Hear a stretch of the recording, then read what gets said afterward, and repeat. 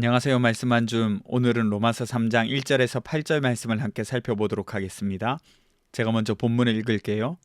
그런즉 유대인의 나음이 무엇이며 할례의 유익이 무엇이냐? 범사에 많으니 우선은 그들이 하나님의 말씀을 맡았음이니라. 어떤 자들이 믿지 아니하였으면 어찌하리요? 그 믿지 아니함이 하나님의 미쁘심을 패하겠느냐? 그럴 수 없느니라. 사람은 다 거짓되되 오직 하나님은 참되시다 할지어다. 기록된 바 주께서 주의 말씀에 의롭다함을 얻으시고 판단받으실 때에 이기려 하심이라 함과 같으니라. 그러나 우리 불의가 하나님의 의를 드러나게 하면 무슨 말하리요? 내가 사람의 말하는 대로 말하노니 진노를 내리시는 하나님이 불의하시냐? 결코 그렇지 아니하니라. 만일 그러하면 하나님께서 어찌 세상을 심판하시리요? 그러나 나의 거짓말로 하나님의 참되심이 더 풍성하여 그의 영광이 되었다면 어찌 내가 죄인처럼 심판을 받으리요? 또는 그러면 선을 이루기 위하여 악을 행하자 하지 않겠느냐? 어떤 이들이 이렇게 비방하여 우리가 이런 말을 한다고 하니 그들은 정죄받는 것이 마땅하니라. 아멘. 여러분, 어제는 유대인들의 껍데기와 같은 신앙에 대해서 살펴봤습니다. 외식하는 모습, 형식적인 모습을 쫓아가는 유대인들의 모습을 바울이 지적했죠. 그러면 이제 사람들이 약간의 반발심을 가지고 질문할 수 있어요. 아니, 그러면 유대인으로 태어난 게 무슨 소용이냐? 아무 소용 없는 거냐? 이렇게 질문할 수 있는 거죠. 바울도 그 질문을 했을 거예요. 왜냐하면 자신도 유대인 출신이잖아요. 그래서 누가 물어보지 않아도 바울이 말하는 겁니다. 오늘 본문 1절에서 그 질문을 하고 있는 거예요. 그러면 유대인이 나온 게 뭐냐? 할례의 유익이 뭐냐? 우리가 하나님의 율법을 받았는데 아무 의미 없는 거냐? 이런 말입니다. 바울이 뭐라고 하나요? 2절을 보세요. 범사에 많으니 우선은 그들이 하나님의 말씀을 받았음이니라. 이렇게 기록합니다. 무슨 뜻입니까? 어느 뭐로 보나 이득이 많다고 하는 거예요. 그 중에서도 첫째로 뽑을 수 있는 것은 하나님의 말씀이 그들에게 맡겨졌다는 겁니다. 하나님의 말씀을 먼저 맡은 특권이 그들에게 있다는 거예요. 그렇지만 그 특권이 죄를 지어도 되는 면허증은 아니었어요. 유대인들 중에서 또 이렇게 말한답니다. 만약 우리가 불순종해서 하나님의 심판을 받는다면 오히려 그분의 공의의 진실이 드러나는 거 아니야? 그러면 우리가 죄를 지을수록 하나님이 더 영광을 받으시는 거 아니야? 여러분 어떠세요? 일리가 좀 있는 것 같죠, 사실. 그런데 이런 걸 요즘 표현으로 말하면 뭐라고 말하냐면 굉장히 신박한 궤변이라고 말합니다. 말도 안 되죠. 마치 이런 것과 같습니다. 어떤 사람이 불법 유턴을 하는 거예요. 그래서 교통법규를 위반하고 나니까 교통경찰이 단속한 겁니다. 그걸 보고서 뭐라고 말하냐면 거 봐라. 내가 교통 위반하니까 경찰이 날 단속하지 않았냐. 이걸 보면 대한민국이 법치국가라는 게 증명되지 않았어. 그러니까 나라가 더 좋은 나라라는 거 입증된 거잖아. 그러니까 내가 거기에 공주했으니까 날 놔줘야지. 이렇게 말하는 겁니다. 여러분 말도 안 되는 거죠. 자기 죄를 정당화하고 합리화하는 것밖에 되지 않습니다. 여러분 이런 궤변을 지금 유대인들이 펴고 있다는 거예요. 바울이 말하고 있는데 왜 유대인이 이야기하고 있다고 말하냐고요? 나중에 우리 8절에도 그렇고 보면 유대인들이 그런 말들을 한다는 겁니다. 바울은 누구보다 유대인을 잘 알고 지금 이야기하는 어투와 문맥이 유대인들이 반대했을 경우를 염두에 두고 하는 말이거든요. 그러니까 유대인들이 진짜로 그렇게 이야기를 한다는 겁니다. 이런 궤변에 대해서 바울이 이제 뭐라고 하나요? 6절을 한번 보세요. 결코 그렇지 아니하니라. 만일 그러하면 하나님께서 어찌 세상을 심판하시리요? 하나님의 진실함이 사람의 거짓 때문에 더 드러난다고 해서 죄를 합리화할 수는 없다는 거예요. 나쁜 일을 해서 좋은 결과를 낸다고 그것을 행할 수는 없습니다. 여러분 시험 100점 맞기 위해서 갖가지 컨닝 방법을 준비해서 시험 치는 것 가능한 일입니까? 악을 통해서 선을 이루려는 태도잖아요.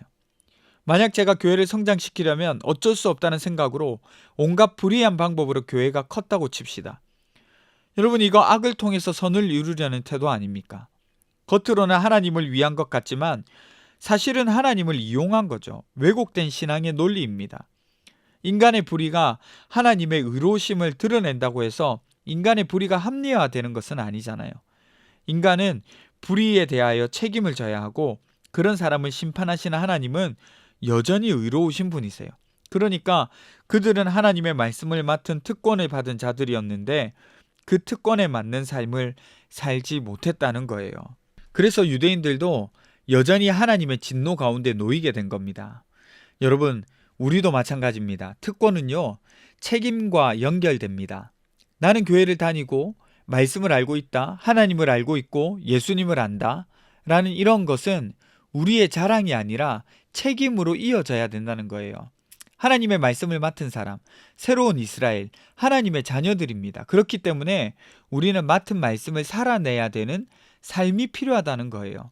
하나님의 자녀인과 동시에 우리는 하나님 나라를 살아내야 하는 사람들입니다. 그러니까 여러분, 성실하게 그 삶을 살아내 주셔야 미쁘신 하나님, 성실하신 하나님이 그 하나님의 그 계획들을 이루어 나가실 수 있다는 거예요. 또 다른 하나, 여러분, 아무리 선한 목적이라도 악한 방법으로 이루시면 안 됩니다. 결과만 좋으면 된다는 말은 안 되는 말이에요. 세상에서는 자주 듣는 소리지만 복음을 가진 자들과는 정반대되는 말입니다.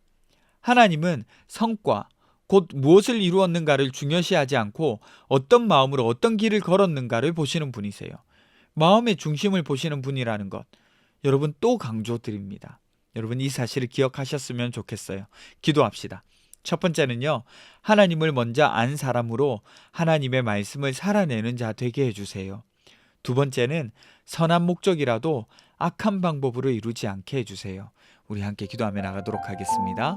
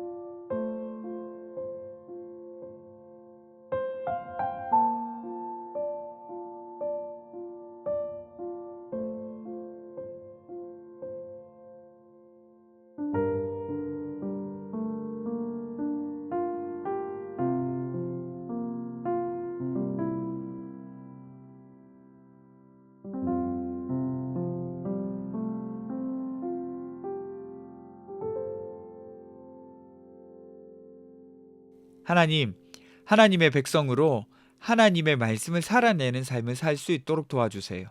그리고 하나님의 자녀로서 선한 목적이라도 악한 방법으로 이루려고 하는 세상의 유혹을 물리치고 하나님의 원하시는 방법으로 이루어 나갈 수 있도록 도와주세요. 감사드리며 걸어가신 예수님 이름으로 기도드립니다. 아멘. 여러분 오늘 하루도 하나님의 말씀을 살아내는 하루 되시기를 간절히 바랍니다.